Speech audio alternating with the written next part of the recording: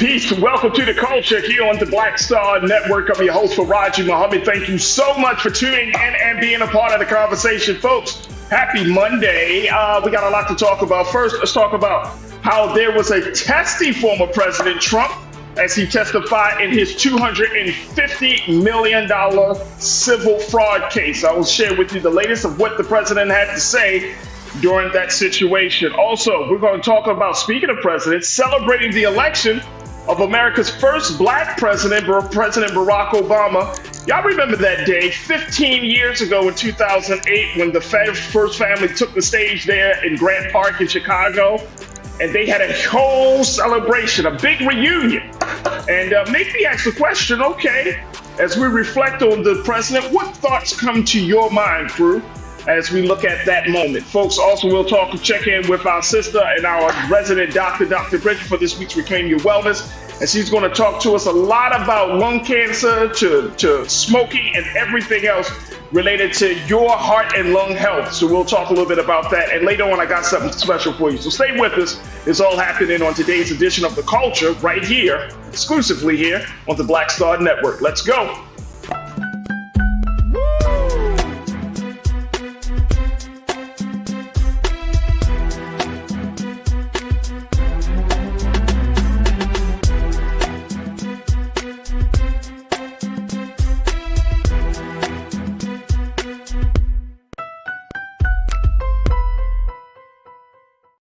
All right, folks, welcome to the culture here on the Black Star Network. I'm your host, Farajii Muhammad. Thank you so much for tuning in and being a part of the conversation. I'm your host, Farajii. I did say that, didn't I? I did say that. Happy Monday, folks. Happy Monday as we are as we're kicking off another fantastic week of news and information, and more importantly, dope-ass conversations, cultural, social, political conversations with you today. And I'm very, very excited about what we got lined up for you. So let's jump right in. First and foremost, though, we have to let you know that we are streaming on our home network of blackstarnetwork.com. Make sure you go to our website today, download the app for free, and of course, follow us on social media. We would love to connect with you. And more importantly, we would love your support. So your financial donation will mean everything to us, and it means all of the world to us. So make sure you give a little something, something. Don't have to be that much, but something to help power this movement that we are embarked upon here on Black Star Network. So you can check us out there. Also on the Amazon platforms. You can find us on Amazon News on your Fire TV. Also, we're on Amazon Prime Video, and that's where you can find us on Prime Video app under Live TV, then go to News, or Amazon.com under Prime Video, the Live TV, the News. And we would love to connect with you on that space as well. So that's a lot to talk about. And we are on Freevee. It is on our Freevee that you can find us right now on Freevee, under News, as well as Plex TV, 24 hours a day, 7 days a week. We would love to have you check us out there as well. All right, let's jump right in. As the culture crew is in the chat, I see you, Pauline. Pauline, thank you so much for checking in. Pastor Damon, there we go. Hey, Pastor Damon, thank you so much, big brother. And I appreciate that message that you sent me, big brother. Thank you so much. Big brother Willie Frazier, happy Monday, brother Willie. Thank you so much, dear brother, for checking in once again. Can't wait to hear what you got to say. ABX girl, I see you, sis. Thank you so much, ABX girl. Thank you. Tiana, I appreciate you for checking in as well. Thank you. Tiana said, yeah. Did y'all know that? Y'all remember it was like an hour back? That kind of threw me off yesterday, but I guess we're all good now. Anastasia, peace and love to you too, Anastasia. Thank you so much for checking in. That hour threw me off, folks, but we all good. We are definitely good here. All right, let's jump right into these conversations very quickly, folks, as we talk a little bit about what's going on with a testy President Trump who had to testify in his $250 million civil fraud case, folks. And did we not expect him to have a certain type of feelings about this? This is the case, folks, where they're looking at his business dealings, his enterprise. And basically, it was decided upon that, based on the evidence, that guess what? He has been not been upfront about his financial what can we say? about his financials for his businesses. So when he was called to trial, he took the witness stand in New York courtroom today. And this is a $250 million civil fraud trial that could possibly lead to him breaking apart his business empire. But he, of course, the way classic Trump is, he didn't go down being silent. He testified swinging. He was take a look at this. This is from NBC News. He was sworn in shortly after the court was called in session and was seen ranting about the lawyer questioning him from State Attorney Letitia James's office. He said, "You and every other Democrat coming after me from 15 different sides, all haters." He complained to his questioner, Kevin Wallace. He later complained that people don't know how good a company I built because people like you are going around demeaning me, and I think it's hurting America. He also blasted the state's attorney as a political hack and said the case is a disgrace. Now, we have been doing our part here on Black Star Network, streaming this whole scenario going down. So you can definitely take a look at our stream. If you haven't had a chance, go to blackstarnetwork.com and you can take a look at that. But he was testifying before State Supreme Court Judge Arthur Engoron, whom he mocked on his True Social platform as crazy, totally unhinged, and dangerous. That sounds familiar. Sounds like a description maybe of himself. Crazy, totally unhinged, and dangerous. In one post, he also said, now this is the judge in his trial, folks. He also said that Engoron should be, quote, should be thrown off the bench as a giant embarrassment to New York State. And y'all wonder why the gag order was placed. His account kept posting jabs at the judge and at Letitia James while he was testifying on Monday. Yeah. He went off. He went off in the courtroom today, folks. Let me get your thoughts on this, crew, as we take a look at this situation. And then we're going to take a quick pause. Let me see who wants to share with me their thought. Oh, Cindy D, I did not skip you. Stop it, Cindy D. You skipped me again, Farajii. I didn't see your name, Cindy. I didn't see your name. Hi, Cindy. Welcome back to the show. All right, Cindy. Cindy, you got something to say. Tell me what your thoughts are about President Trump and his irate behavior in court, even continuing to rail against the judge in the proceedings, going against the state's attorney, going against anybody that's against them. Man, this is classic narcissistic ad of behavior. Let me just say that. Classic narcissistic behavior. Tiana, you checked it and said, so now he want to get mad. Oh, yeah, he want to get big mad, Tiana. He wants to get big mad. There's a lot on the line on this particular case, and I think, Tiana, you know it, and everyone else knows it. There's a lot on the line. It's the basic dismantling of his empire. So if it shows that he is in fact guilty of fraud, and this is how Trump has been operating since the beginning. He's always been operating on this promise, the promise of his notoriety, the promise of him being famous, the promise of him having all this access to money and capital.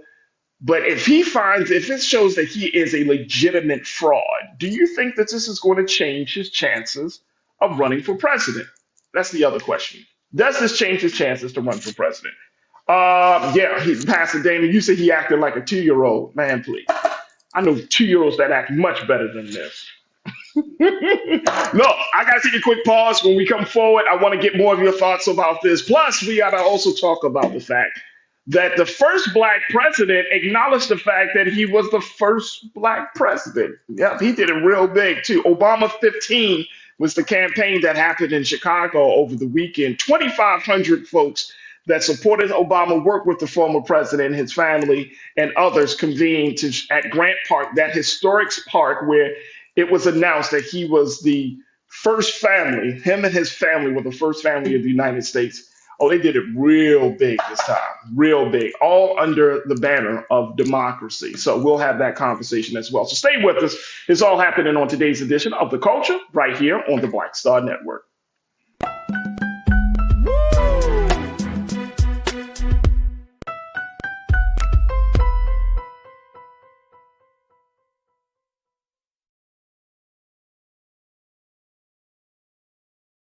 When you talk about blackness and what happens in black culture, we're about covering these things that matter to us, speaking to our issues and concerns. This is a genuine people-powered movement. There's a lot of stuff that we're not getting. You get it, and you spread the word. We wish to plead our own cause.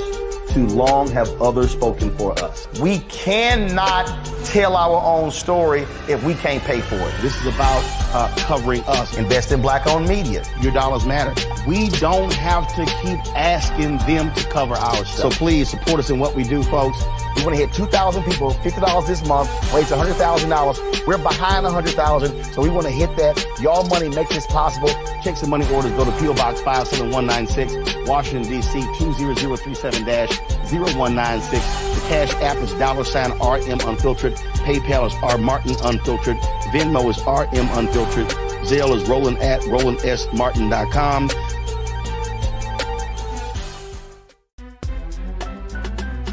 I'm Farajii Muhammad, live from LA. And this is The Culture. The Culture is a two-way conversation. You and me. We talk about the stories, politics, the good, the bad, and the downright ugly. So join our community every day at 3 p.m. Eastern and let your voice be heard. Hey, we're all in this together. So let's talk about it and see what kind of trouble we can get into. It's The Culture, weekdays at 3, only on the Black Star Network. Folks, Black Star Network is here. Oh, no punching! I'm real revolutionary right now. Support this man, Black Media. He makes sure that our stories are told. Thank you for being the voice of Black America, Roland. Stay black. I love y'all. All momentum we have now, we have to keep this going. The video looks phenomenal. See, this difference between Black Star Network and black-owned media and something like CNN. You can't be black-owned media and be scared. It's time to be smart. Bring your eyeballs home. You dig?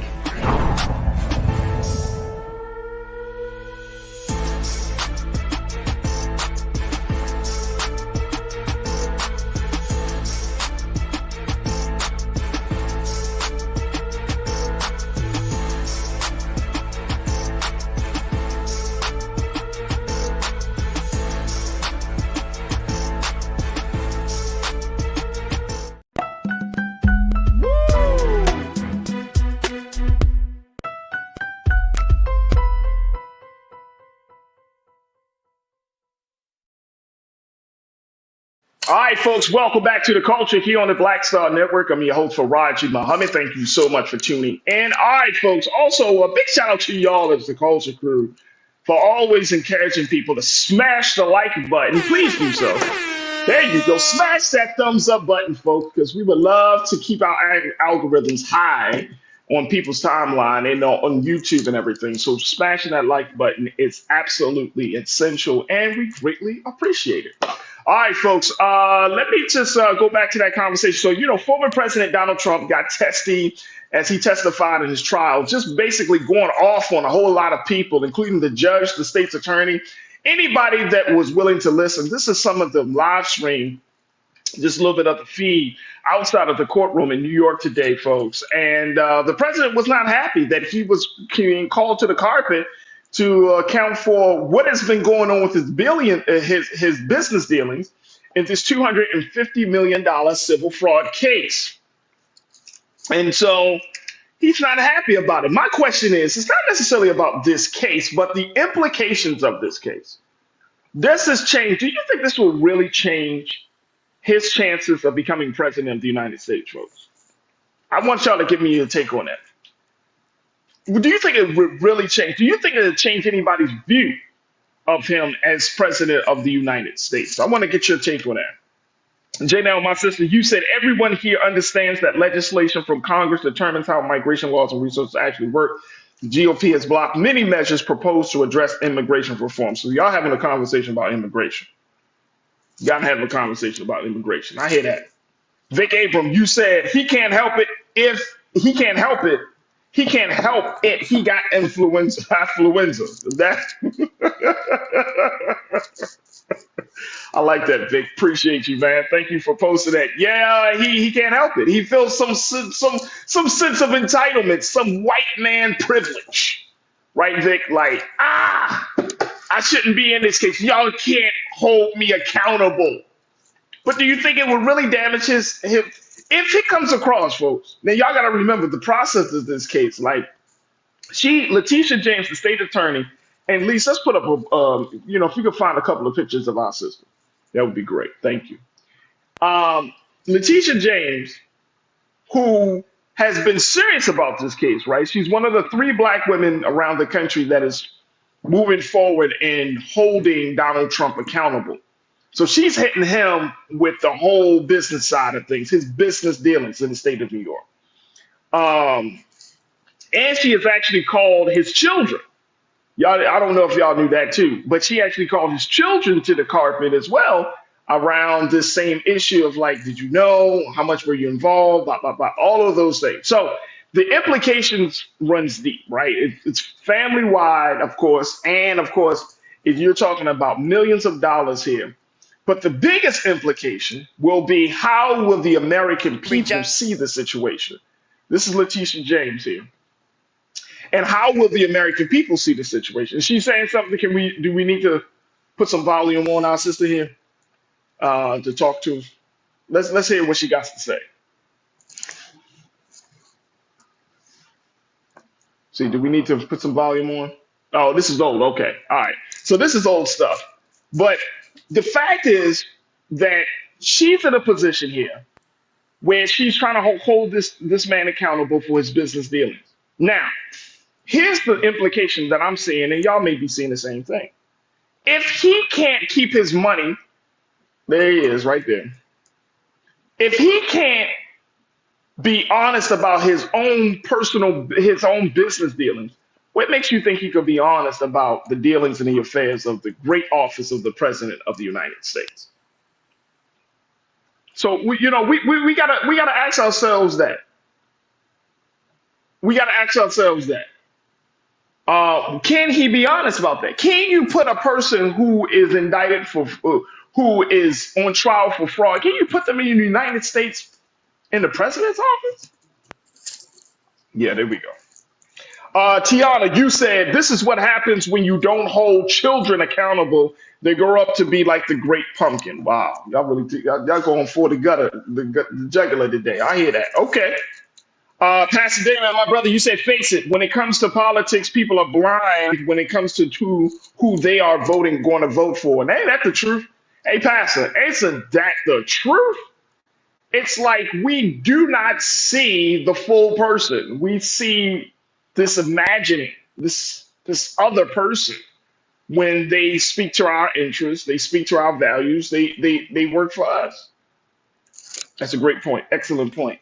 Real Brooklyn, thank you for checking in, bro. You said, hell no. If anything, he is getting more traction in the popular lane. People are actually seeing him as human. But here's the question, though, Real Brooklyn. When we do see him as human, how many more people will like him as a human being? I mean, if he's going against the judge, if he's railing against all these people, right?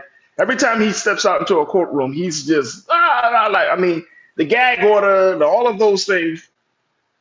Will we like him as a human being? That's the question then. That's the question I'm posing for you, bro. I think that's a great point, but that opens up that part of the conversation is, will we like him as a human being? Big brother Willie Frazier, you said nothing is stopping that man from being president again. The social structure really wants this man back in office. Yeah, the social structure definitely wants this man back in office. But I wonder if he's going to get the 70 million plus voters that he got before, or we're going to see a decline. He's been traveling now in the midst of all of these legal challenges. He still has been traveling. He still has been pumping it up. I think I mentioned it last week. I did, actually. I mentioned this last week. He went to the state of South Carolina, which greeted warmly by those followers of those GOP members in South Carolina, right? But you know who else state that is? Nikki Haley, who's running against him. And he's still number one in the polls against Nikki Haley. She's coming at a distant second. I'm telling folks, there has to be a revolution of values in this country. I'm serious. Like when we really think about it, if we're putting fraudsters, liars, and I know that this is always how politicians have been, but at some point, when do we say enough is enough? When do we say enough is enough? Pauline said, Real Brooklyn, that he is not human. Pauline, what do you mean by that, my sister? What do you mean by this? He is not human. Okay, that's interesting. And Brother Damon, you are one back to say this is all a fundraiser for him, free publicity. I think so. I mean, he has been cashing in, and I mean, he's been getting big dollars from the fact that he's able to kind of be seen as this martyr, this victim of the system, right? And this is what connects with people, both black and white folks and Latinos, and everybody feels like, the system. It's such an interesting dynamic, Brother Damon, and I don't know if you thought about it this way, but this is something that crossed my mind. It's an interesting dynamic that he can play. Here's a man who says he's worth all this money, but essentially, here's a man who has all of this privilege, all of these access to resources, all of money, whatever the case may be, regardless of how much it is, but he still plays himself as the victim when he is one of the biggest beneficiaries of white supremacy, capitalist, patriarchal culture in this country. One of the biggest beneficiaries of it, right? And then at the same time, he still says, well, I'm the victim. And it is that message that has resonated with so many people, especially talking about some of the folks that are within his base. You're talking about those who are, working class folks, folks that feel like they don't have a voice, they don't have a say. And he plays off of that, even though he is opposite of that. And it works for him. It works for his base. And I think it's absolutely mind-boggling, to say the least, that it does work for him. Taylor, you said this is not the card game. Trump doesn't translate to you win. Your votes for another candidate in huge number helps to guarantee he doesn't become POTUS again, President of the United States again. You're absolutely right. You're absolutely right. And Lori, you went as far as to say he walks with Lucifer. I don't know if he walks with, I don't even know what to do with that statement, Lori. I don't know what to say. I don't know who he walks with. But let me just tell you something. Let me just say this. He doesn't walk with us. He doesn't walk with us. And so since he doesn't walk with us, he's going to have to walk down that line, folks. We will have to see how the situation turns out. But trust and believe, if you think that I think that we should constantly put it out there. Like, look, this is a real problem. This is a problem for not just democracy. This is not just a problem for Black people. I mean, this is a problem as a culture that we allow certain people to get in like this, to rise, to ascend to the seats of power, to the positions of power and influence. And we don't bat an eye to the point where we stop them. It's not enough to just to say, this is crazy. But it's something totally different when you say, this is crazy, and this is not the place, that this is not what I want to see in this country. At this point, we have to redefine how we want our country to be. We all live here, we all work here, we all play here, and we certainly die. Some of us will die here, right? Regardless of where we move. But this is home, and we have to take more responsibility and ownership of the country we want to see, and not the one that we're currently in. All right, look, got to take another quick pause when we come forward. Let's talk about the first Black president as we go from Trump. Let's talk about his predecessor, President Barack Obama, celebrating 15 years since he was brought into the Oval Office. I'm going to share with you the video he shared on Twitter, and let's talk a little bit more about what the president has accomplished and how he has grown to be this transformational leader in not just Black America, but all of America and around the globe. We're going to take your thoughts on President Barack Obama and 15 years later. So stay with us. That part of the conversation is up next here on The Culture on the Black Star Network.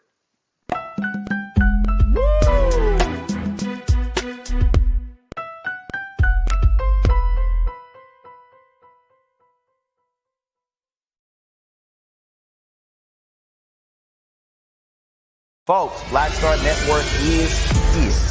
Hold no punches. I'm real revolutionary right now. Support this man, Black Media. He makes sure that our stories are told. Thank you for being being the voice of Black America rolling. Stay black. I love y'all. All momentum we have now, we have to keep this going. The video looks phenomenal. See, this difference between Black Star Network and black-owned media and something like CNN. You can't be black-owned media and be scared. It's time to be smart. Bring your eyeballs home. You dig?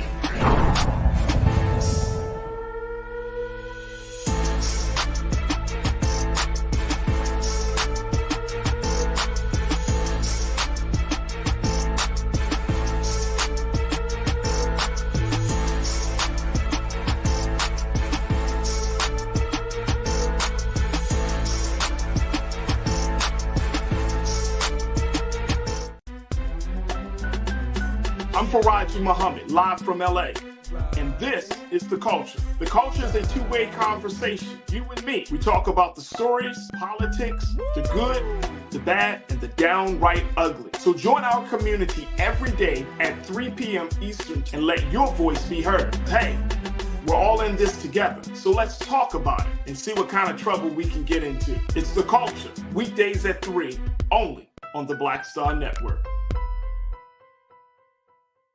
When you talk about blackness and what happens in black culture, we're about covering these things that matter to us, speaking to our issues and concerns. This is a genuine people-powered movement. There's a lot of stuff that we're not getting. You get it, and you spread the word. We wish to plead our own cause. Too long have others spoken for us. We cannot tell our own story if we can't pay for it. This is about covering us. Invest in black-owned media. Your dollars matter. We don't have to keep asking them to cover our stuff. So please support us in what we do, folks. We want to hit 2,000 people, $50 this month, raise $100,000. We're behind 100,000, so we want to hit that. Your money makes this possible. Check some money orders. Go to P.O. Box 57196, Washington, D.C. 20037-0196. The Cash App is $RM Unfiltered. PayPal is R Martin Unfiltered. Venmo is RM Unfiltered. Zelle is Roland at RolandSMartin.com.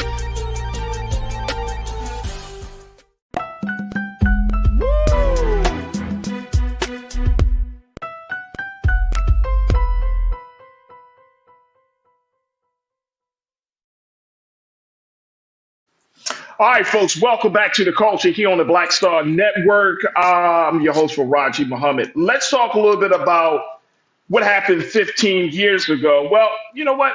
I don't want to talk about it. At least let's play the video. President Barack Obama over the weekend on Saturday, 15 years ago, folks, on Saturday, he was elected to be the first black president of the United States. Y'all remember that moment in 2008? How can anybody forget what happened in that magical moment when he and his family walked out onto the stage at Grant Park to show the world that a black man, a black woman, and their beautiful black daughters will now inhabit the White House.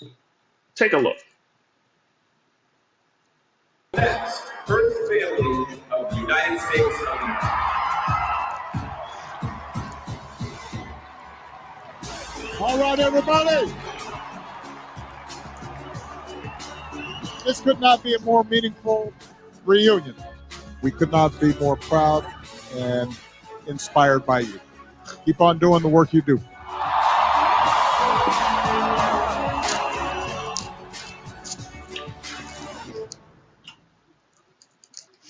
Well, that was former President Barack Obama and former First Lady Michelle Obama. And some people say he's still a president, and some will always say she will forever be the First Lady.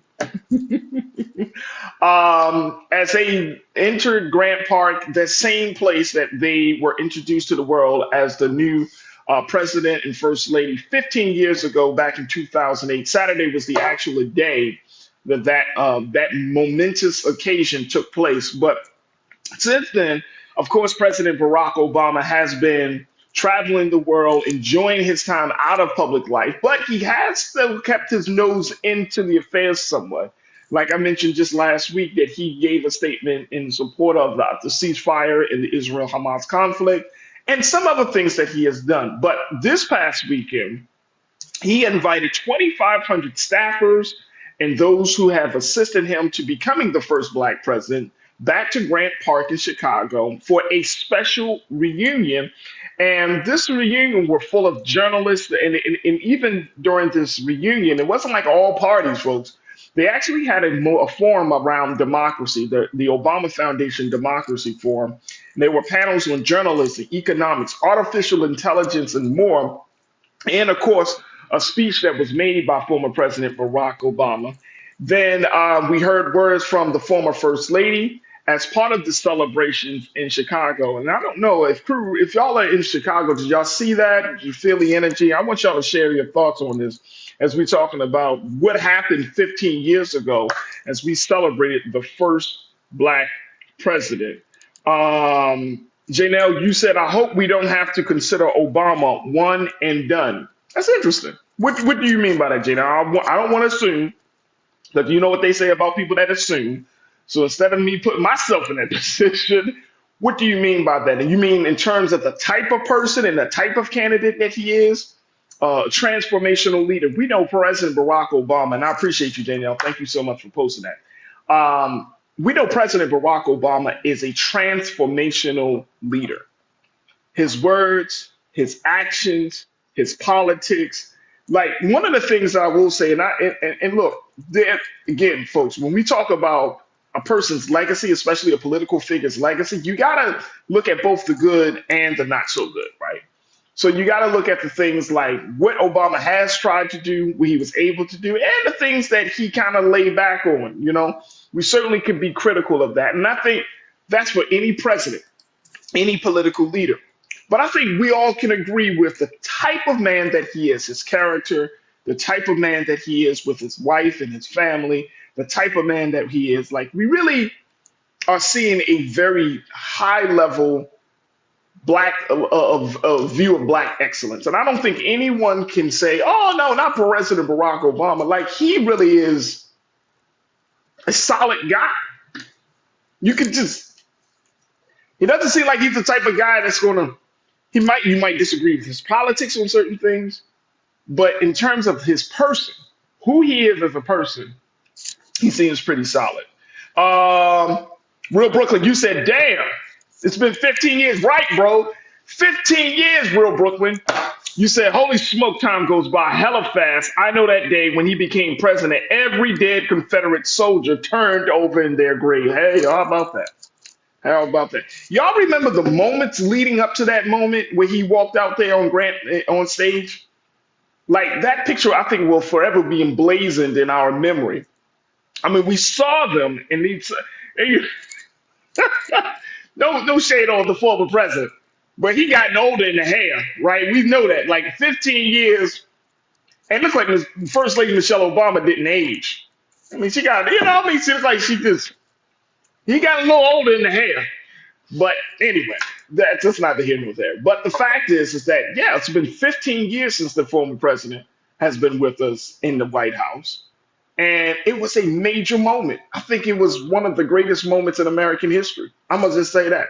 I'm saying outside of his politics, I don't think about all that. I'm talking about just that moment. There was so much hope in the air.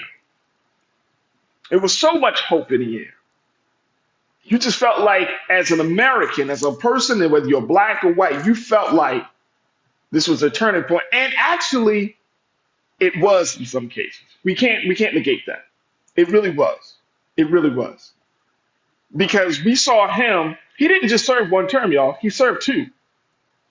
He served two.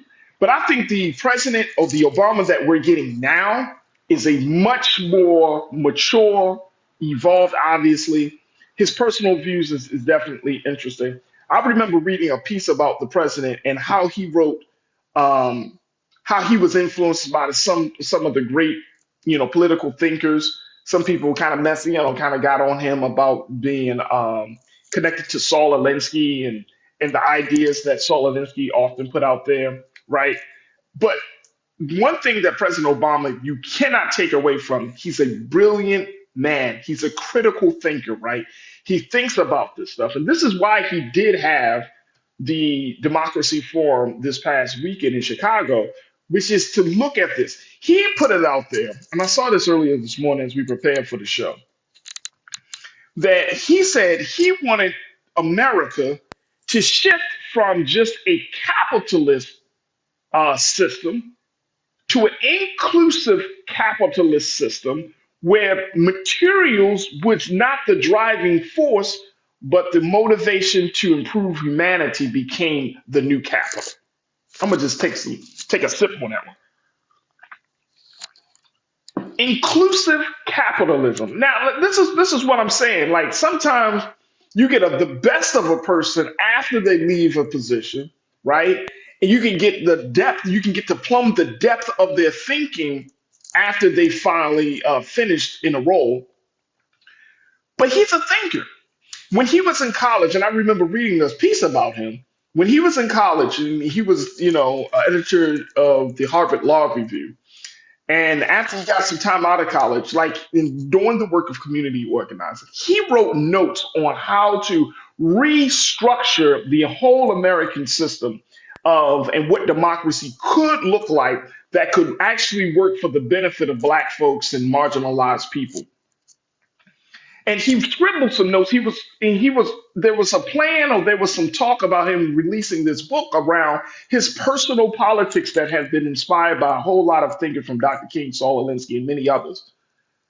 But he looked at the whole system. And so that's part of the reason why I'm saying to y'all that we need thinkers.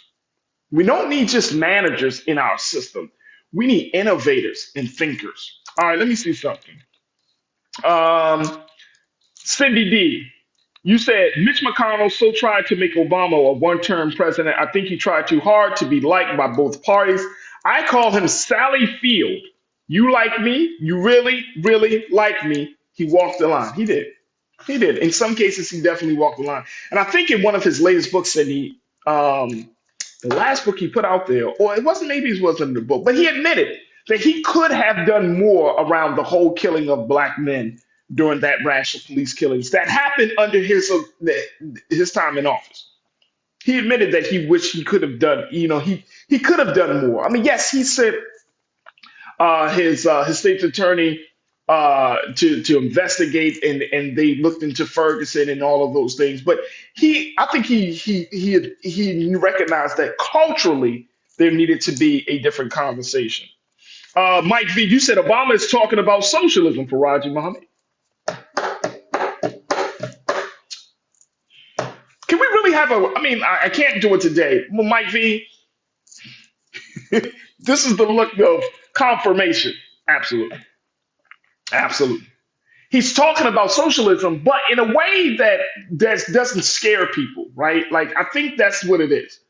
Like, I think that it's okay for us to have these other conversations because, it's just like everything else. You put a language, you put a title, you put a label, you use a certain term, and it sticks with people forever. It's like socialism is full of a lot of other feelings and terms, and it's just, and people start to shy away. But when you think about it at its root, it's talking about equity. It's talking about folks having an equal playing field. It's talking about all things. But to your point, Mike V, yeah, that's what I got from it as well. Monkey Confessions, you said no to reparations, but issued it to Guam. And this is the part that we do have to see. Like, we got to be very realistic about what that president brought to the table. Who else are we going to see here? Let me get this.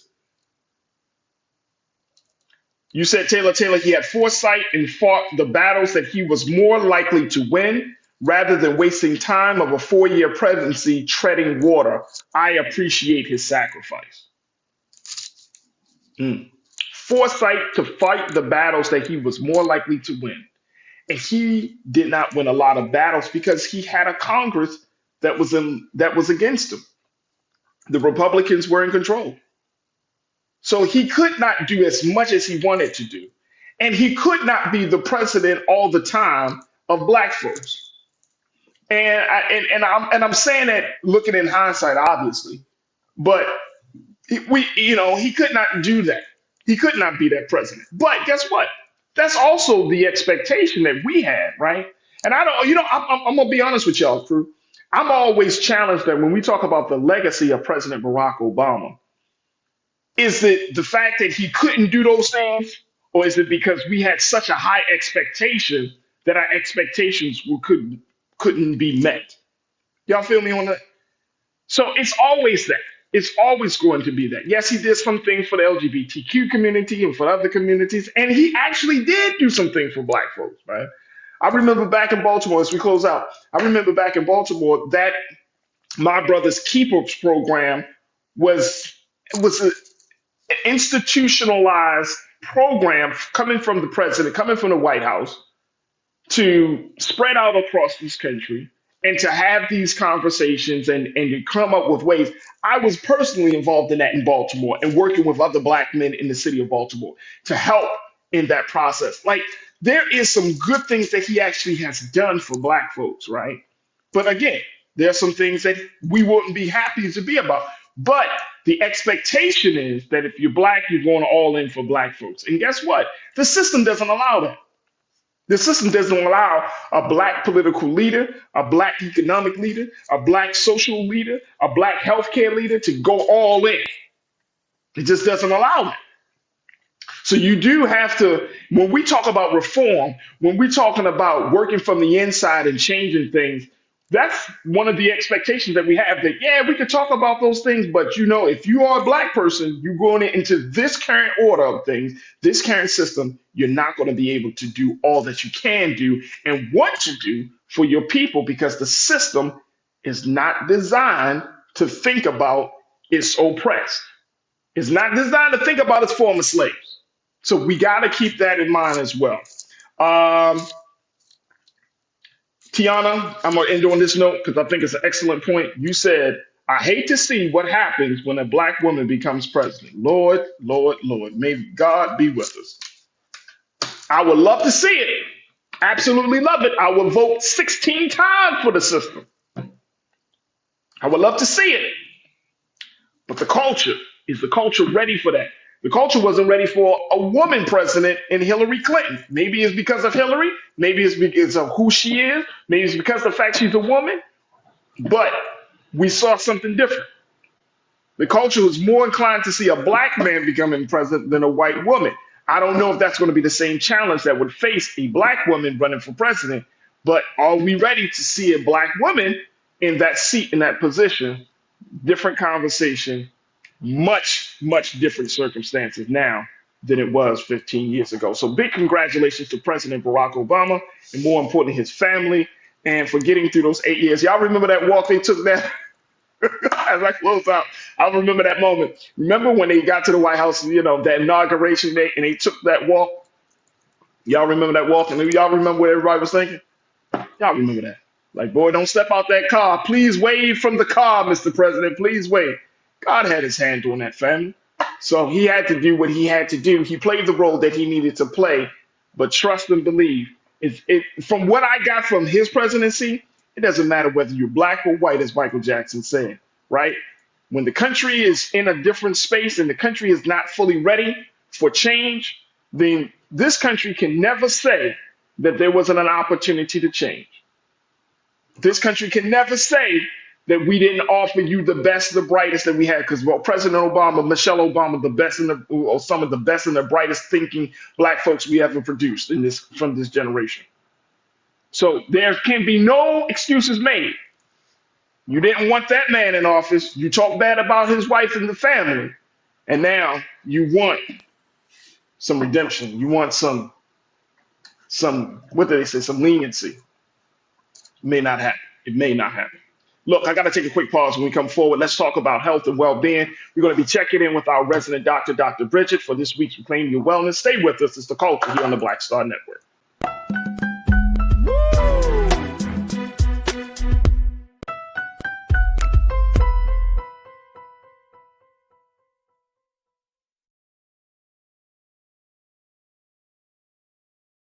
Black Star Network is here. I'm real revolutionary right now. Thank you for being the voice of Black America. All momentum we have now, we have to keep this going. The video looks phenomenal. See, there's a difference between Black Star Network and black-owned media and something like CNN. You can't be black own media and be scared. It's time to be smart. Bring your eyeballs home. You dig? When you talk about blackness and what happens in black culture, we're about covering these things that matter to us, speaking to our issues and concerns. This is a genuine people-powered movement. There's a lot of stuff that we're not getting. You get it, and you spread the word. We wish to plead our own cause. Too long have others spoken for us. We cannot tell our own story if we can't pay for it. This is about covering us. Invest in black-owned media. Your dollars matter. We don't have to keep asking them to cover our stuff. So please support us in what we do, folks. We want to hit 2,000 people, $50 this month, raise $100,000. We're behind 100,000, so we want to hit that. Y'all money makes this possible. Check some money orders. Go to P.O. Box 57196, Washington, D.C. 20037-0196. The Cash App is $RM Unfiltered. PayPal is R Martin Unfiltered. Venmo is RM Unfiltered. Zelle is Roland at RolandSMartin.com.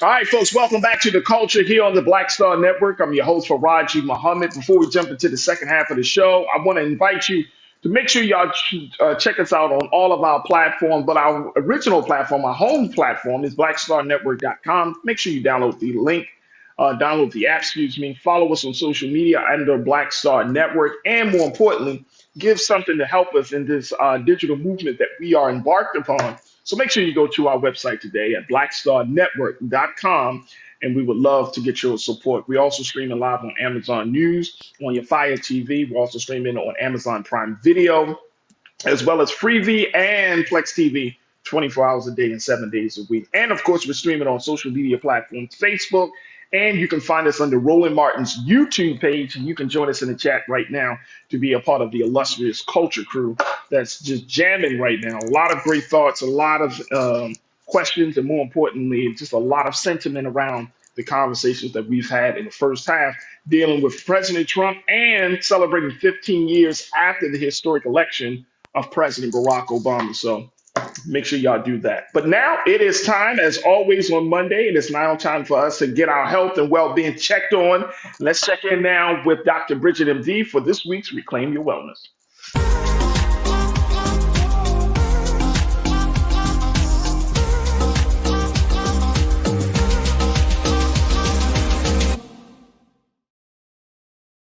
Dr. Bridget MD. How are you, Farajii? I'm good. How are you, Doc? Pretty good, pretty good. Good, good. Hey, Doc, real quick question. Yes. 2008, 15 years ago, where were you when President Barack Obama was elected and you saw him walking out there on stage? Where were you at that moment? Wow. So I was living in Solon, Ohio. I have to overdo everything. So my kids had, I ordered these T-shirts that said I can be president. And I think, even though they were little, I think I did like a fake little voting booth at my house. So before they went to school that morning, they had to vote on dinner. And then I counted the ballots and made dinner that day. And then we sat around and watched it on TV. And I way overdid it. I definitely did. I love it.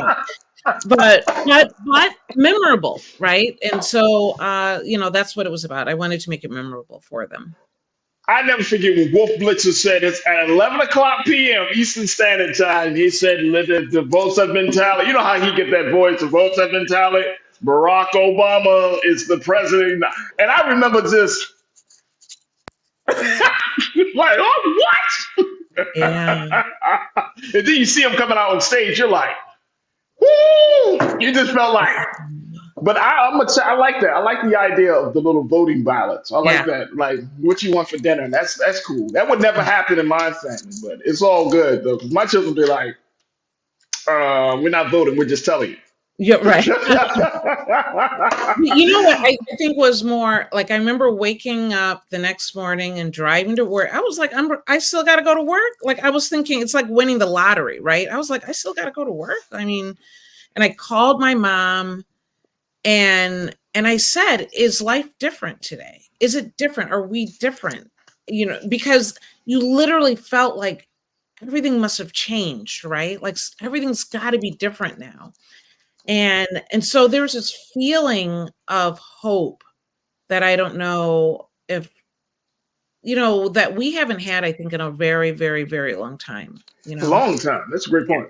And I would That's say for our generation, I don't had that hope. The only thing that I can imagine is, during the time of Martin Luther King and the strides that he made, and that he gave hope to so many. And I don't think our generation has ever really, I think it was inspiring when Jesse Jackson was running, and it was almost like in disbelief, like, is this possible? Can we do this? What's going on? And to see his work, and, because we don't get here on our own, and to see the work that he did, and then to have it come to fruition through Obama was, that was exciting. Very exciting. It was very exciting. Very exciting. Where were you? Did you have your own practice? I was at the Cleveland Clinic. So I had my own practice, but through the Cleveland Clinic, yes. Gotcha. Well, that is very. I had to pick your brain on that because I don't want people to think like Doc was in there, y'all. Y'all don't know about Dr. Bridget. She'd be around in places and spaces. Next thing you know, you'd be like, Dr. Bridget was there. I'm surprised Dr. Bridget was like, yeah. So I was backstage at Grant Park. I'm gonna start making up, because you want to hear a good. I'm gonna make up some stuff and see what you say. No, I don't want to do that. We're supposed to trust you. No, we don't want to do that. Very quickly before we take our next pause, you do want to talk about something that I think is very important and very interesting, because you pointed out like 3 different pieces around this idea of like lung cancer, lung health, and just talking about smoking in general. And when we come back, I want to kind of get your take on this, because smoking seems to be. It used to be a major like health epidemic, right? Like it just seemed to be like this very big thing, cultural thing, but it's not anymore as much as it used to be. Am I wrong in thinking that, or is it just? You're absolutely wrong. Yeah, it's still a major thing. Well, huge issue, and I think other things we've kind of overrid the whole thing with, there's the cannabis conversation, there's the opioid epidemic, and when you have that, people don't pay as much attention to smoking. And even though we smoke less, it's still a major issue. It's still a major aspect. 30% of cancers are due to, smoking and, lung cancer. But, even though there've been changes in our young people and they're getting smarter than we were, our youngest group is actually having more issues. So definitely important to talk about. Let's talk about it on the other side. Folks, we're going to be connecting with our sister, Dr. Bridget, MD, for this week's Reclaim Your Wellness. Folks, get ready to pose your questions and share your thoughts as we talk about the ongoing epidemic of smoking, lung cancer, youth tobacco use, and so much more in this edition of the Reclaim Your Wellness. So stay with us. These conversations are up next here on The Culture on the Black Star Network.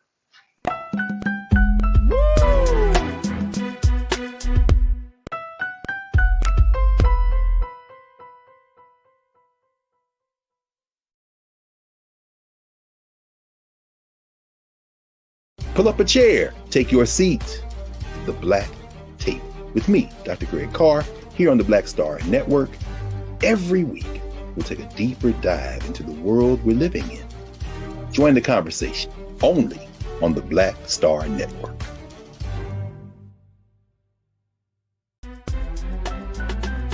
I'm Farajii Muhammad, live from LA. And this is The Culture. The Culture is a two-way conversation. You and me. We talk about the stories, politics, the good, the bad, and the downright ugly. So join our community every day at 3 p.m. Eastern and let your voice be heard. Hey, we're all in this together. So let's talk about it and see what kind of trouble we can get into. It's The Culture. Weekdays at 3, only on the Black Star Network. When you talk about blackness and what happens in black culture, we're about covering these things that matter to us, speaking to our issues and concerns. This is a genuine people-powered movement. There's a lot of stuff that we're not getting. You get it, and you spread the word. We wish to plead our own cause. Too long have others spoken for us. We cannot tell our own story if we can't pay for it. This is about covering us. Invest in black-owned media. Your dollars matter. We don't have to keep asking them to cover our stuff. So please support us in what we do, folks. We want to hit 2,000 people, $50 this month, raise $100,000. We're behind 100,000, so we want to hit that. Y'all money makes this possible. Check some money orders. Go to P.O. Box 57196, Washington, D.C. 20037-0196. The Cash App is $RM Unfiltered. PayPal is R Martin Unfiltered. Venmo is RM Unfiltered. Zelle is Roland at RolandSMartin.com. Folks, Black Star Network is here. Hold no punches. I'm real revolutionary right now. Support this man, Black Media. He makes sure that our stories are told. Thank you for being the voice of Black America, Roland. Hey, Black, I love y'all. All momentum we have now, we have to keep this going. The video looks phenomenal. See, this difference between Black Star Network and black-owned media and something like CNN. You can't be black-owned media and be scared. It's time to be smart. Bring your eyeballs home. You dig?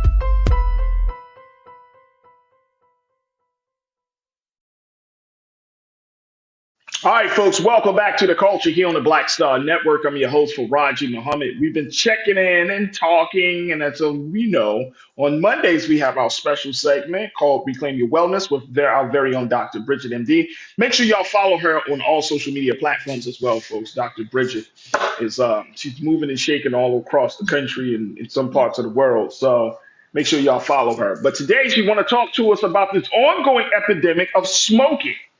Yeah, smoking is still a problem in America. It's still a problem, and I agree with you, Farajii. I think that there's so much other information, and we always have to look at what the spin, the news cycle is when we are looking at information. The fact of the matter is, smoking is still an issue, and in particular, it's gotten to the point that 80 national public health organizations have supported a ban on menthol cigarettes and flavored cigars. And so we're talking about the American Medical Association, American Academy of Pediatrics, and the American College of Preventive Medicine being some of the larger organizations that have actually put a full-page ad in the Washington Post to say they want a federal ban on menthol cigarettes and flavored cigars. And the reason is because smoking is still killing over 500,000 people in the United States every year. The reason why I think it's particularly important for the Black community is that when it comes to menthol cigarettes, we are the largest consumer. 85% of Black adults who smoke use menthol. Okay? Wow. That it seems like it's the go-to, right? The issue is that menthol is more addictive. Okay. It's harder to quit. It interacts with nicotine in our brain so that when you do say enough is enough, it is harder for you to quit than it is for someone that uses, a different cigarette. And it is, so if you're in a space where you want to move on from this, you're going to struggle. Okay. And so we have this out there that, we tend to be the ones that are buying it, and we're the ones that are suffering with it. So Doc, talk to us about I mean, of course, on every cigarette package, there's that Surgeon General's warning, right, Mhm. about the impact of smoking. Mhm. Are people at least, because there's so many different alternatives? So this is like a two-part question. The first thing is, because there are so many different alternatives to smoking, are people at least, the tobacco use among adults, those 85% you talk about with black Mhm. adults, has it decreased at all? Because now you have vaping, now you have cannabis. I mean, is that all these other like alternative forms, kind of breaking up that majority hold that smoking has, that tobacco has on folks? It has, but at the same time, I mean, there are definitely different means, right? Like you said, that there's the e-cigarettes, but that, keep in mind, the e-cigarettes don't make it better. Even though e-cigarettes were originally planned and created to help people quit smoking. Okay. Yeah. It's supposed to be a device that allowed people to slowly get away from nicotine and still deal with that hand to mouth routine that they're used to. But the tobacco companies got a hold of it, and they're actually more potent than a pack of cigarettes themselves. And so they created a bigger monster in essence. And so even though there are other options out there, hasn't stopped people from still using the menthol cigarettes. Most people that use menthol cigarettes aren't aware that it's going to be harder for them to quit them. And Yeah. then when you're talking about 30% of cancers are related to this, it's a big issue. So keep in mind that if we prohibit menthol cigarettes, it would save 650,000 lives and Mm. 255,000 Black lives. So Is that per year? Is that per year, Doc? right, in the US within over a 40-year period. So if we ban it today, we Yeah. would save 654 lives in the US within 40 years. So that over time, with it decreasing that use, we would see this increase in our population, people that would have died that will not. And 255,000 would actually be from the Black community. What is in menthol that makes it so dangerous? So it does make it easier and more palatable to begin with, but also the menthol is interacting with your brain and with the nicotine, so that it enhances the nicotine's addictive quality. So it makes it a little bit easier to take a hold of. Wow. Wow. And Yeah. this is an ongoing conversation. We've seen this politically, administration after administration. Is there any health organization that's really advocating for this to happen? Well, I mean, 80 different I think 88 or no, 80 different organizations have agreed that there needs to be a ban. What I think needs to be understood is that the National Association of Tobacco Outlets, which are about 66,000 stores that sell tobacco products, are very much against the ban. And that, probably of no surprise, right? That they Right. don't believe a ban on menthol cigarettes or flavored cigars will suddenly make people smoke less, and they think it would actually increase criminal activity. I guess they believe that people will start making their own or stealing them, or I'm not quite sure, but they think it'll Mhm. increase criminal activity. So, but let's not, ignore the obvious. If they have a ban on menthol cigarettes, that is going to cut into their pockets significantly. As a doctor, as you kind of looking at this whole conversation, like what and I'm sure you got a number of patients that come in with symptoms or health issues because of smoking. What do you Mhm. tell them? Don't, you know, don't. Right, right. I definitely. How do you break that up though? How do you break up that addictive quality that menthol has? How do you help a person get off of that? Right. So I really start with, what is their history, right? And so I find out how long they've been smoking, because it makes a big difference in how difficult it might be to quit smoking, right?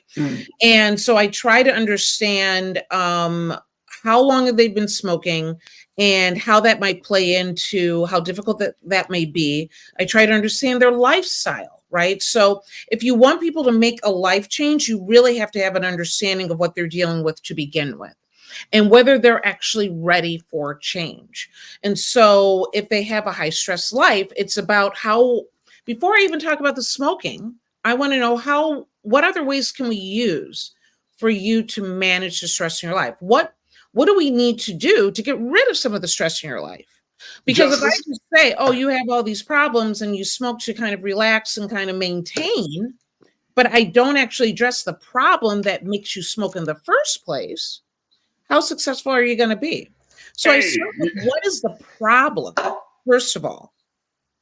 And then when we're ready, and I know that, you're committed to quitting, then I try to find things to help you get away from the habit, the physical habit, whether it's chewing gum or some people chew on straws or toothpicks or different ways. There's so many ways to approach it. I've tried to find out what's the best way for you. But I think what we don't discuss is, why were you smoking in the first place? And I start there. Justice, you can't prescribe justice. You can't be like, oh, get a dose. Hey, here's some justice in a bottle. Go down to the pharmacy. What do you prescribe to Black smokers on why they're stressing out? Let me see. How about jobs, justice, truth? No, it's a big question. No, honestly, no, real talk. Now, I get it, because I think even the quote unquote most conscious of us, we all have these vices. And I got to take a quick pause, but we got these vices. We're trying to cope through the day to day, right? We all are trying to figure this thing out. And even though we know, some people, this may not be smoking. It might be an excessive diet, an extreme diet regimen, or it might be excessive exercise. And I know people go to the gym and run and do all of those things. So we all, I think, to that point, to that big question you posed, it speaks volumes about where we are in this country. Like we're still trying to figure out how to deal with stress, how to cope with day-to-day existence, right? And I think that's a huge, huge question. Look, we're going to take a quick pause. When we come back, I got some questions from the crew for you, Doc. So I want to get your take, and so much more as we talk about menthol, the federal ban on menthol. We're talking about smoking and so much more that Dr. Bridget is going to share with us around this issue. So stay with us. The conversation continues on the other side here on The Culture on the Black Star Network.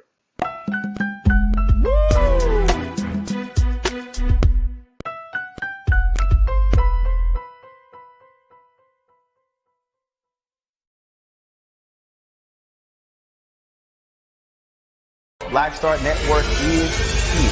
Oh, no punch! I'm real revolutionary right now. Thank you for being the voice of Black America. All momentum we have now, we have to keep this going. The video looks phenomenal. See, this difference between Black Star Network and Black-owned media and something like CNN. You can't be Black-owned media and be scared. It's time to be smart. Bring your eyeballs home. You dig?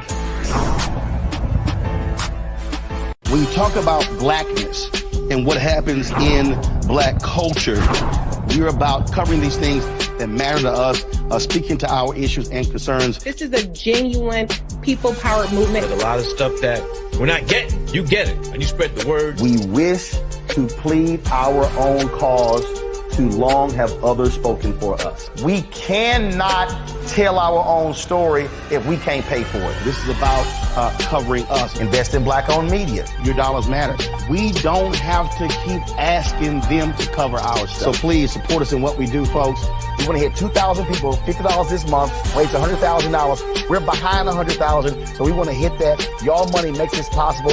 Check some money orders. Go to P.O. Box 57196, Washington, D.C. 20037-0196.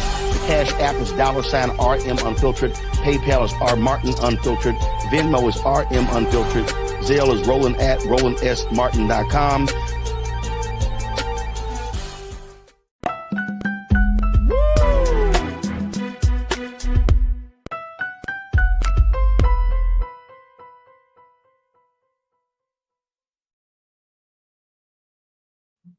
All right, folks, welcome back to the culture here on the Black Star Network. I'm your host, Farajii Muhammad. We've been checking in with Dr. Bridget, MD, for this week's Reclaim Your Wellness segment as we talk about smoking. And Dr. Bridget's got so much information she want to share with us this afternoon about Mhm. where we are with this ongoing epidemic that continues to take so many people's lives, whether it's through addiction or whether it's through the act itself in terms of Mhm. fatalities. And so we're talking about it, breaking it down. But there is a resistance, there's a pushback on this idea of banning menthols, which can be found in all of your consumer cigarettes. There's still a lot of pushback on banning menthols. And this is where I think, Doc, this is when things get a little bit dicey Mhm. because here is a product that's on the market. And people know the risk. I don't think anybody who lights up a cigarette don't think about the health implications of that particular product. Right. So I think that happens, but we're in a culture too, which pretty much kind of like, hey, this is cool, right? This is, I Mhm. mean, remember when smoking back in the, say 50 years ago, smoking was introduced as being the cool thing to do, right? Like your Mhm. favorite actors and all of those.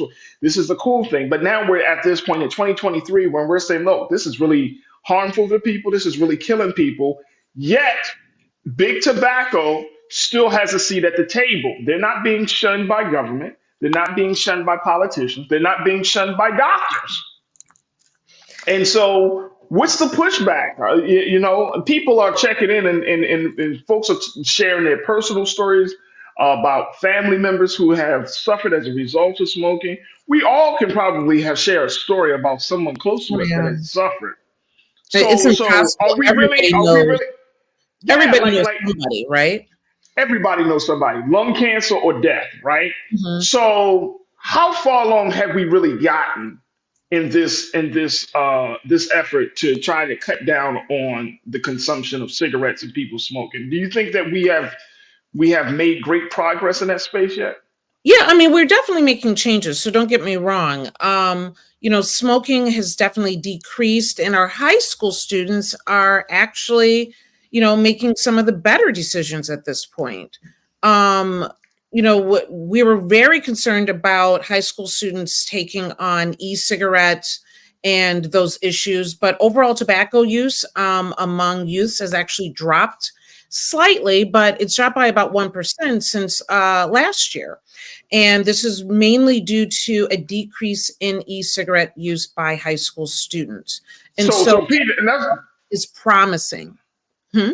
I was going to say because P Jackson, P Jackson checked in and wanted to know. She said, I think more young people are vaping. Can the doctor speak on the health risk with vaping? Yes. So I would say that, well, let me say that high school students are decreasing. The message has gotten out. And I know just even with my own daughters, there's definitely, they kind of turn their nose up to the kids that are vaping. Now, is it a problem in schools? Without a doubt.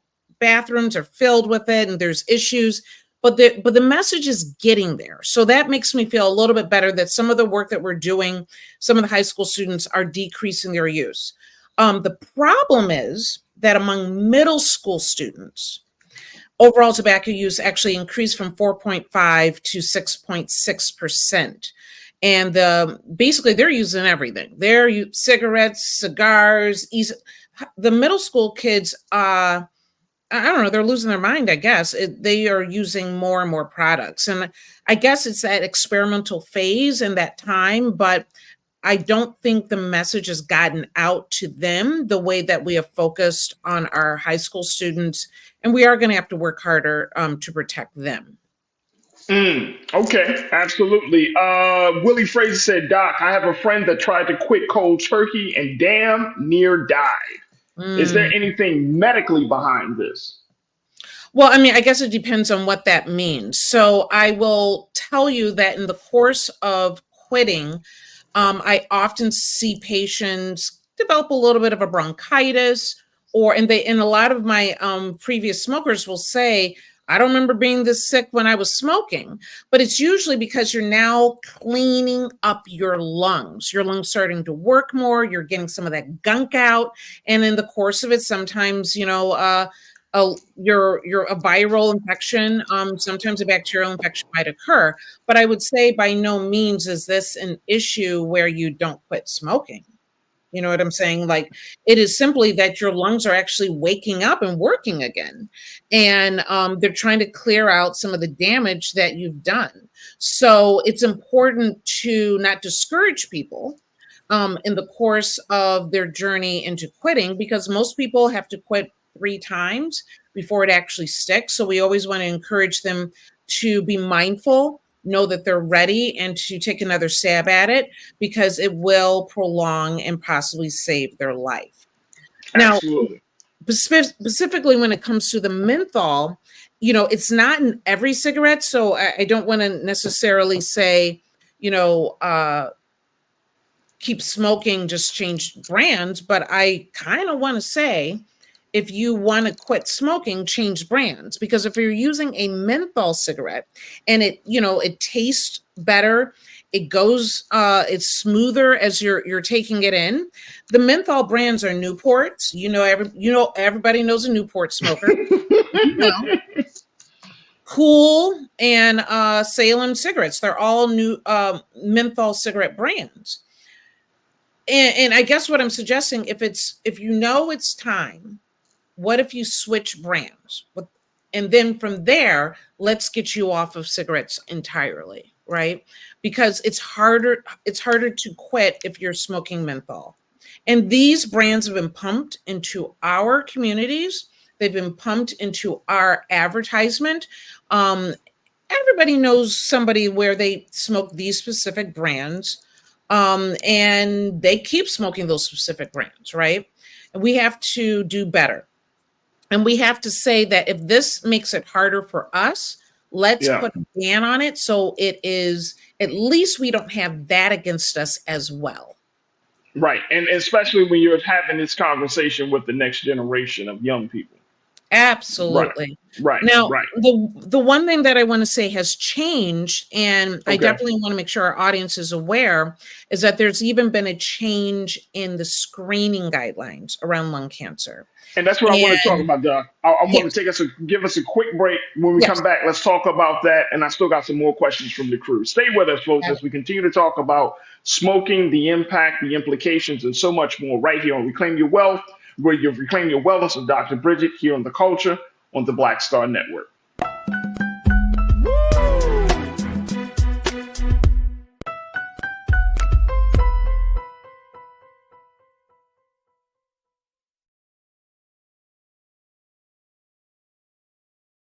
Black Star Network is here. Oh, no punch! I'm real revolutionary right now. Thank you for being the voice of Black America. All momentum we have now, we have to keep this going. The video looks phenomenal. See, this difference between Black Star Network and black-owned media and something like CNN. You can't be black-owned media and be scared. It's time to be smart. Bring your eyeballs home. You dig? When you talk about blackness and what happens in black culture, we're about covering these things that matter to us, speaking to our issues and concerns. This is a genuine people-powered movement. There's a lot of stuff that we're not getting. You get it, and you spread the word. We wish to plead our own cause. Too long have others spoken for us. We cannot tell our own story if we can't pay for it. This is about covering us. Invest in black-owned media. Your dollars matter. We don't have to keep asking them to cover our stuff. So please support us in what we do, folks.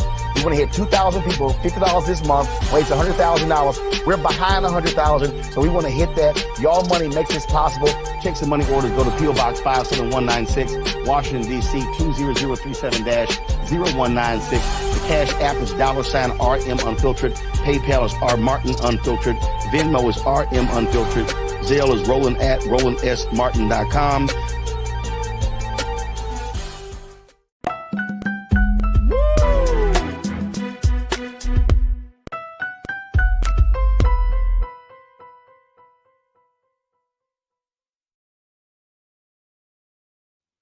All right, folks, welcome back to the show. We have been checking in with Dr. Bridget for this week's Reclaim Your Wellness segment. And Doc, you were talking about just the impact of smoking and more importantly, the impact that it has on the next generation of young people. You're making a point that according to new studies, that youth tobacco use has actually declined, even though it's about a small percentage, it's on the decline right now. But they're still vaping and there are still ways to kind of like there are alternatives if we find that young people want that oral fixation and you don't like my music, you've been talking about this, that there is this ongoing satisfaction of oral fixation. Talk to us a little bit about this, Doc, that people still in the midst of stress, and some people say that addiction is rooted out of trauma and then it brings them to this point of oral fixation. You don't like my music made the point that if people once people stop smoking, they actually start gaining weight. So can is all of this kind of give us some clarity about all of this? So, I mean, in the course of a regular smoker, they're used to that hand to mouth activity, right? And once you have a regular rhythm going and basically a pattern into your life, it's sometimes really hard to do that, right? And if you're used to whether it's having the cigarette in your mouth or the motion of your hands or what have you, it's a lot easier to quit smoking if you are eating, because you're not going to eat, chew, and smoke. Or if you have gum in your mouth, or if you have sugar-free candy, or if your hands are busy and you're using a fidget spinner or, what have you. It's hard to do multiple things at the same time. When people quit smoking, they're like, well, I'll replace the cigarette with the fork, and I'll start eating instead of, because there's that, you're used to this activity that happens and you have to find ways to reprogram your brain. And in reprogramming your brain, knowing how better to deal with your stress, you will start to replace that activity, hopefully with something that's better for you. Absolutely, absolutely. Tiana said all the brands advertised to Black folks. It was smoking, and I was posed by another question as it relates to this. That isn't it true that big tobacco intentionally targeted Black people in ads because they have always known how addictive it was? Is there any change, or is there anything coming down from the pipe on to compensate for that? What's your take on that, Doc? Well, I mean, I'm hoping that this ban occurs. I'm hoping that the fact of the matter is there always be vices, as you said earlier, right? And we live in a stressful world. I get it. But we don't have to have a vice that will literally kill us either. And particularly vices that are targeted to us to cause us more harm. And so as far as there being any sort of awareness that since this was targeted towards the Black community, will there be a class action suit against that? I haven't seen that yet, but I will tell you, if there's a ban on it, we'll probably come closer to that.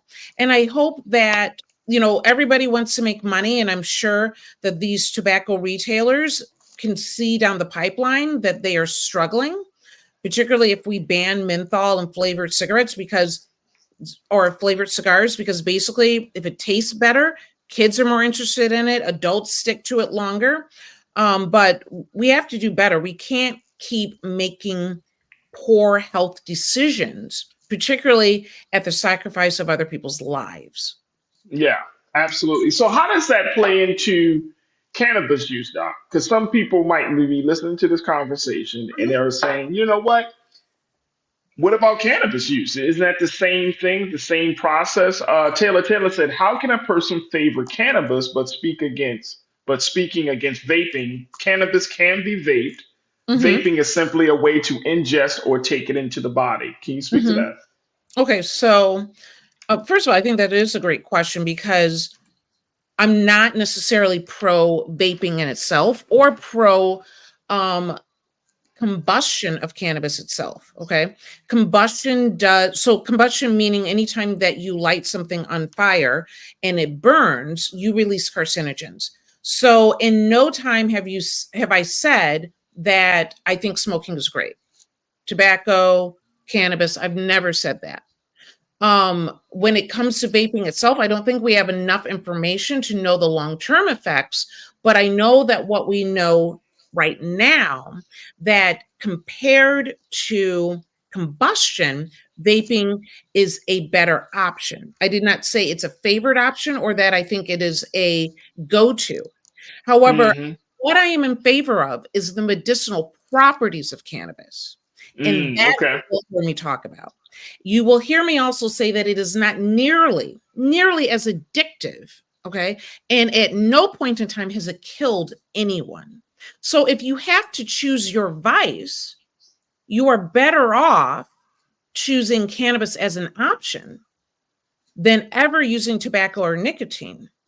And that if you're talking about choosing cannabis medicinally for pain, anxiety, what have you, opioids kill thousands of people every year and creates incredible addiction in our communities. Cannabis has not.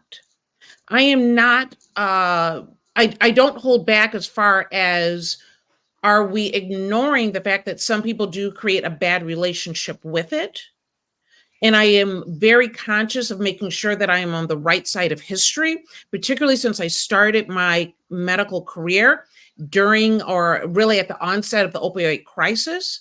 But I know for sure that what cannabis can do as far as cancer, anxiety, pain, diabetes, and so much more, that it is a better medicinal option that with even more research, it will become a standard part of our medical practice, and that nicotine has no point in any of this. Mm. Mm. So let's talk a little bit as we got the final few minutes, Doc. Let's talk a little bit about moving forward in this whole Mhm. thing. Yes. What does that look like from your vantage point as a physician, as a healthcare professional? Right. So I'm very much aware that, I'm sure that we have some, tobacco smokers, in our audience and even people that have quit smoking. But the American Cancer Society has changed their recommendations as far as screening for lung cancer. And I think this is very important because we always haven't done a great job screening for it, because most of the time there's really nothing there per se that we can see until it is already too late. And so at this point, what they have done is they want people to have a yearly screening for lung cancer. And Mm. that screening is a low dose CAT scan so that you're not getting great amounts of radiation. And it's for people 50 to 80 years old.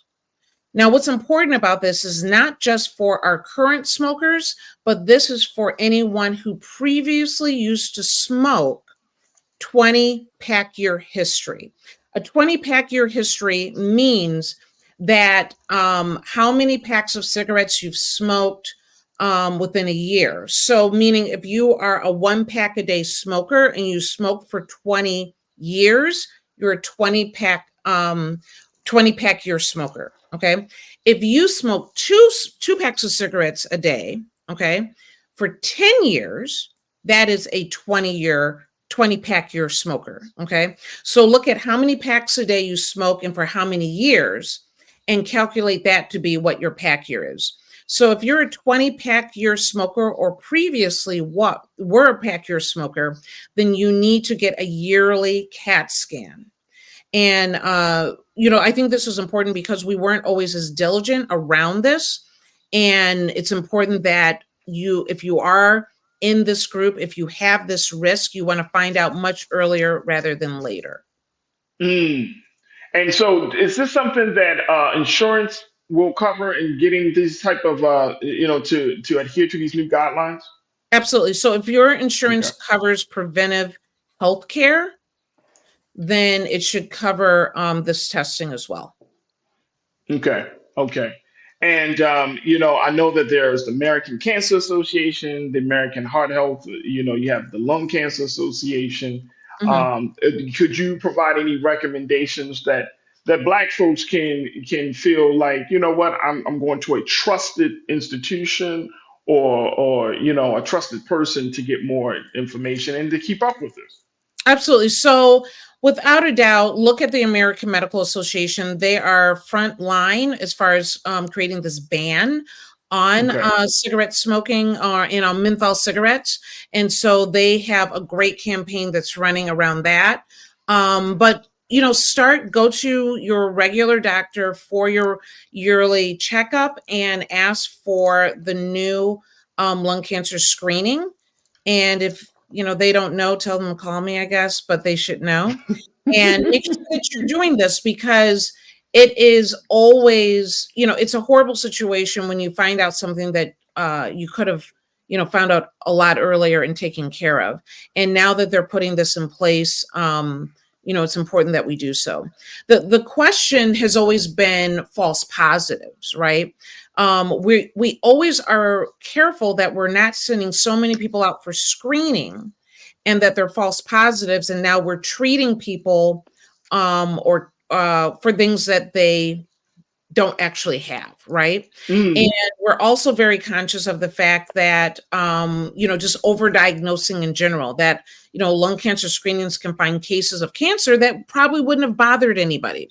That's why it's ending at a certain age. At 80 years old, they're not suggesting that you continue doing the screening, because at that point, if you do have that, it might your likelihood of expiring for some other reason is probably greater than the lung cancer itself.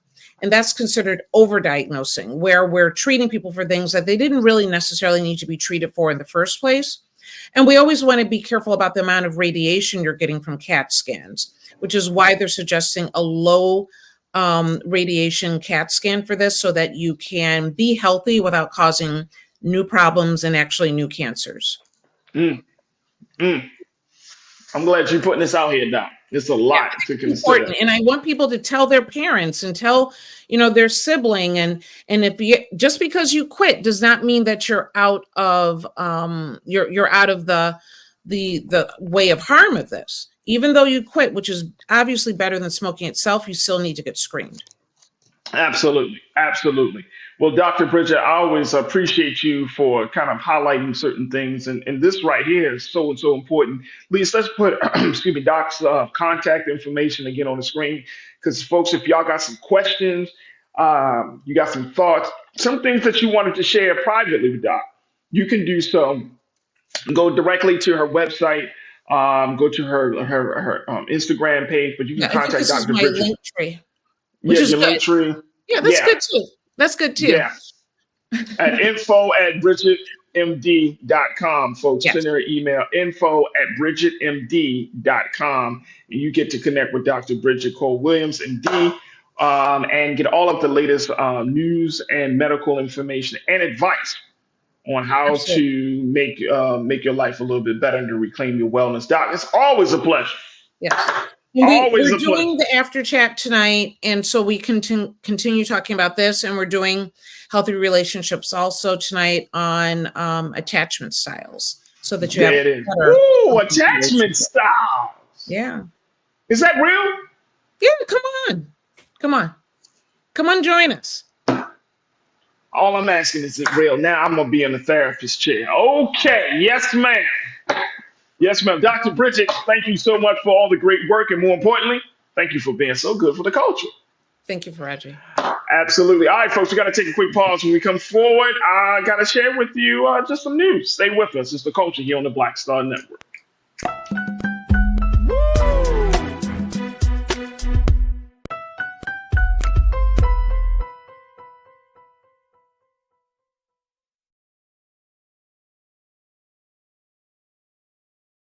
Pull up a chair, take your seat.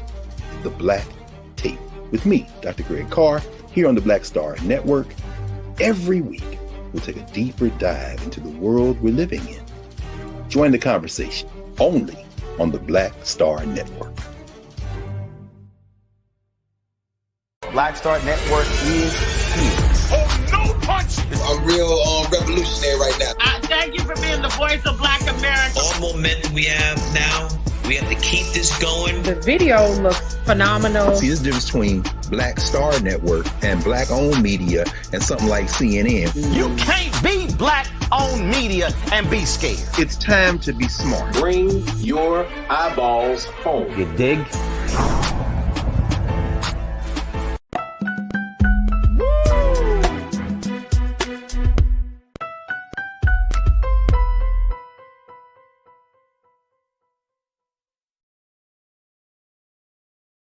All right, folks, welcome back to the show. Another great segment with Dr. Bridget Cole Williams, Dr. Bridget MD for Reclaim Your Wellness. Again, folks, her after chat is at 5:30 p.m. Eastern Time, so make sure y'all check her out at Dr. Bridget MD on her Instagram page for the after chat. Join the conversation, and she'll continue to give you some news, information, and some other tidbits around this issue of smoking, and of course, as you said, heard her say, healthy relationships. All right, as we got the final few moments with you together, with us together, wanted to just kind of throw out some cultural tidbits. First, Lana, you said that, and we didn't even plan this. I didn't plan this, so I just thought this. I think you said, Lana, that you went to see Usher in Vegas. Epic show. If you get to go see after the Usher residency. Of course, we know Usher is going to be performing the Super Bowl halftime show. But I did come across this information, Lana. You may love to hear this as well. That New Edition has just signed on to do a residency in Las Vegas. So if you are big fans of New Edition, they will be doing their residency in Las Vegas very soon. So I'm sure as Usher comes to his close of his residency, they're going to be doing theirs. But I saw that, Lana, and I was like, let me just let Lana know the New Edition is coming back to do their residency there. There it is, right there. But here's something I did want to share with you, that if you're in the Oakland, California area, you might have heard that there has been another honor that has been bestowed upon highly acclaimed slain rapper Tupac Shakur, as a street was named in honor of Tupac in Oakland. There's a section of Oakland called MacArthur Boulevard near where he lived in the 1990s, folks, and it became officially Tupac Shakur Way. There it is, following a ceremony that included his family members and Oakland native MC Hammer. His sister was on the Diaz. She was there to show her support and love, saying, let his spirit live on the rest of these years in these streets and in your hearts.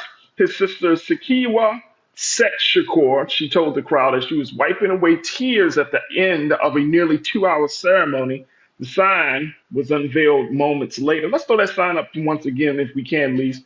This is Tupac Shakur Way. This is in Oakland, right there in the MacArthur area of the city.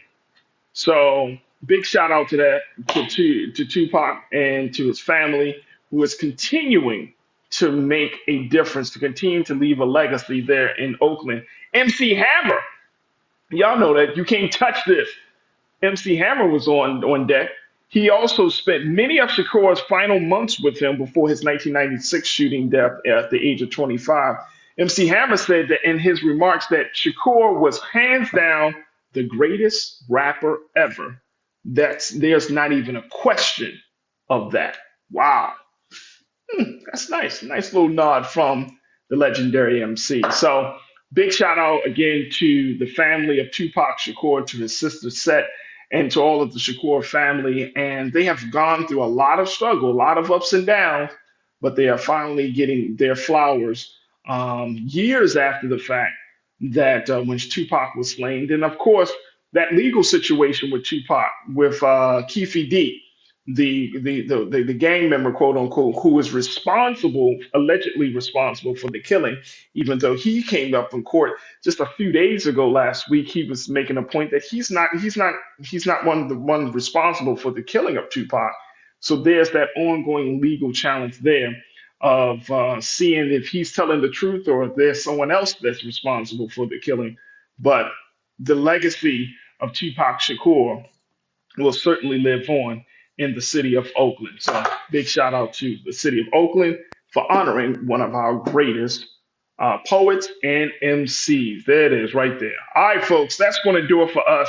I thank each and every one of you for tuning in. Make sure y'all check out all of the latest streams that we have here on Black Star Network. You can download the stream. You can see everything from the footage that we had of former President Donald Trump going to court today to some of the other conversations that Big Brother Roland is doing.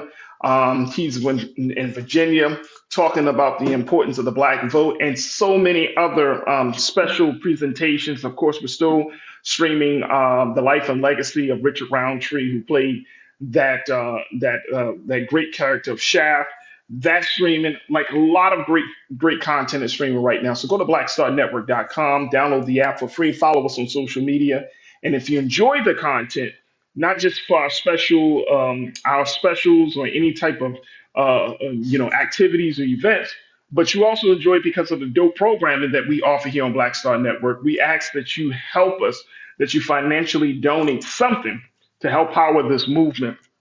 And I cannot thank you enough for your ongoing support of the culture here on the Black Star Network, because it means everything to have you check in each and every day, be a part of the conversations, be a part of the great culture crew, and more importantly, continue to show your support for this type of medium. So go to our website today at blackstarnetwork.com. Also, folks, keep your eyes on everything that's been happening on the political space.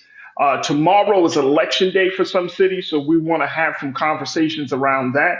Like, what are the big things that are at stake? We are a year out, folks, from the national election. So I'm just going to prepare you. Going to prepare you. There's going to be a lot of talk about politics, elections, black folk engagement. There's going to be a lot of talk. We are officially a year out from the national election, and there's so much that we have to talk about. So much that we have to talk about. So this is going to usher in a lot of discussions about where we are in this country, and be open to new ideas. Be open to new ideas, new thoughts, new perspectives on these things. So we're going to certainly do our best to bring you into these discussions as well. All right, stay tuned. Up next at 6 p.m. It's Roland Martin Unfiltered, as always. But always remember this: never be afraid to challenge what's wrong. Stand for what's right while being yourself in the process. God willing, we will talk tomorrow for another exciting edition of The Culture, right here, exclusively here, only here on the Black Star Network. Make sure y'all follow me on all social media platforms at The Real Farajii. Thank you to my dynamic production team, and God willing, we'll see you tomorrow. Have a great afternoon and evening. Peace.